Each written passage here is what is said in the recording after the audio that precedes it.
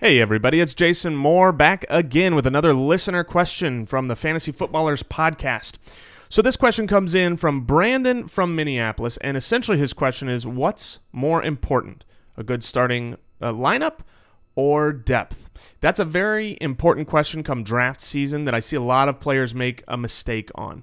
Both are important. Obviously, you need depth and you need a good starting lineup. What I would focus on is depth of running back and wide receivers and a starting lineup of running back and wide receivers. See, what happens in a normal draft for a lot of casual players is they will draft their running back, their wide receiver, and then they'll notice that they don't have a quarterback, they don't have a tight end, they don't have those type of positions filled. And so they'll start drafting those guys simply because, well, they start. And if they start, they make more points.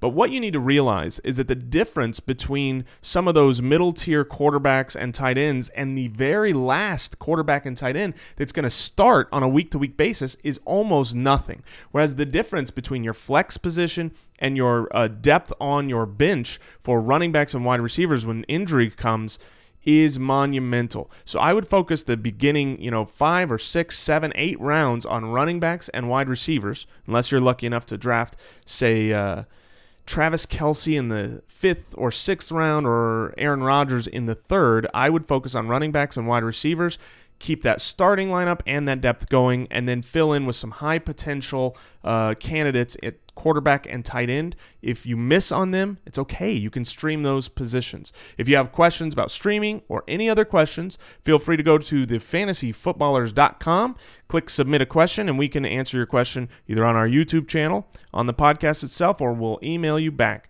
Keep watching.